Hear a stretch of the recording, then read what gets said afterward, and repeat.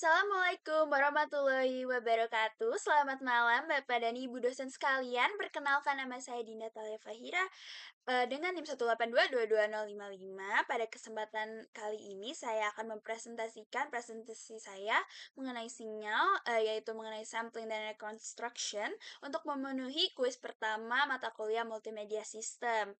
Nah, pertama-tama kita akan mempelajari tentang prinsip sampling dan reconstruction itu sendiri. Sampling adalah proses mengubah sinyal waktu kontinu atau analog menjadi sinyal waktu diskrit atau digital dengan mengambil sampel nilai sinyal pada interval waktu tertentu. Interval waktu antara sampel disebut sebagai periode sampling dan kebalikannya disebut frekuensi sampling yang menunjukkan jumlah sampel yang diambil per detik. Selanjutnya, rekonstruksi adalah proses mengubah kembali sinyal waktu diskrit menjadi sinyal waktu kontinu. Ini biasa dilakukan dengan melewatkan sinyal diskrit melalui filter low pass yang ideal, yang menghaluskan sinyal dan menghilangkan komponen frekuensi tinggi yang tidak diinginkan, sehingga menghasilkan sinyal kontinu yang mendekati sinyal asli sebelum sampling. Nah, pada ilustrasi di layar kita bisa melihat jika sinyal analog mau diubah ke sinyal digital menggunakan sampling, sebaliknya, sinyal digital akan diubah ke sinyal analog dengan reconstruction. Selanjutnya, kita akan mempelajari converter yaitu perangkat ADC dan DAC. Perangkat ADC atau analog to digital converter merupakan sebuah sistem yang mengubah sinyal analog seperti suara yang ditangkap oleh mikrofon atau cahaya yang masuk ke kamera digital menjadi sinyal digital. Kebalikannya, DAC digital to analog converter merupakan sebuah sistem yang mengubah sinyal digital menjadi sinyal analog. Nah, di sini kita bisa melihat penggunaan ADC dan DAC dalam kehidupan sehari-hari. Pada mikrofon, suara akan diubah menjadi sinyal listrik analog. Nah, sinyal ini kemudian dikonversi menjadi data digital oleh ADC untuk pemrosesan atau penyimpanan. Saat diputar kembali, data digital tersebut diubah kembali menjadi sinyal analog oleh DAC, yang kemudian diubah menjadi suara oleh speaker.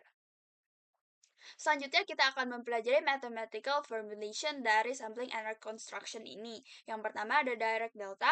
Nah, kita akan melakukan proses sampling dengan direct delta. Nah, kita pertama-tama akan mengetahui definisi dari impuls itu sendiri dulu. Fungsi delta direct bernilai 0 di semua bagian kecuali pada T sama dengan 0, di mana I sangat tinggi. Nah, ini kita bisa lihat nih, jika direct deltanya itu dia tuh sama dengan 0, dia itu T-nya tidak sama dengan 0. Nah, jika ininya selain 0, dia itu T-nya sama dengan 0, tapi integral totalnya sama dengan 1, seperti kita bisa lihat di grafik ini. Nah, selanjutnya kita akan mempelajari shifting property atau sampling property. Sampling ideal dapat dimodelkan dengan mengalihkan sinyal kontinu excess seperti pada formulation berikut.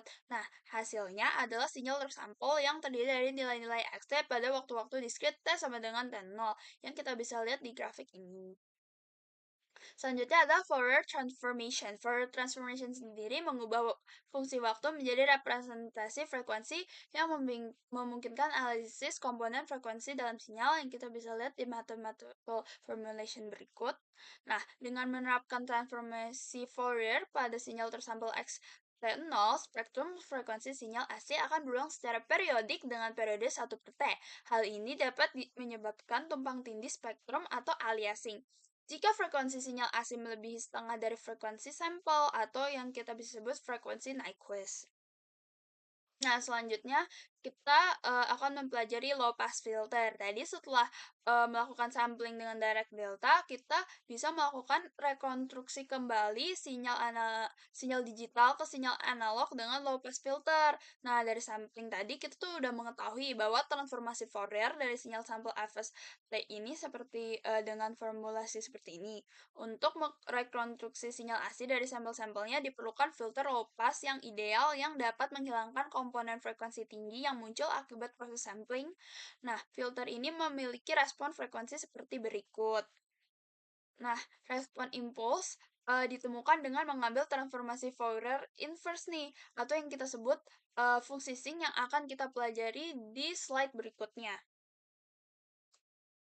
Nah, berikutnya ada sync interpolation. Nah, seperti yang tadi saya sudah informasikan sebelumnya, dalam domain waktu, filter low pass ideal memiliki respon impuls berupa fungsi sync sebagaimana dengan formulasi berikut. Nah, oleh karena itu sinyal asli dapat direkonstruksi dengan menginterpolasikan sampel-sampel menggunakan fungsi sync yang diskalakan dan digeser. Seperti pada formulasi ini, di mana fnt adalah nilai sampel pada waktu t sama dengan nt.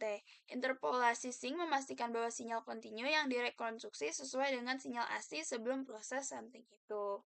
Nah, sekian presentasi dari saya. Terima kasih sudah mendengarkan presentasi ini. Wassalamualaikum warahmatullahi wabarakatuh.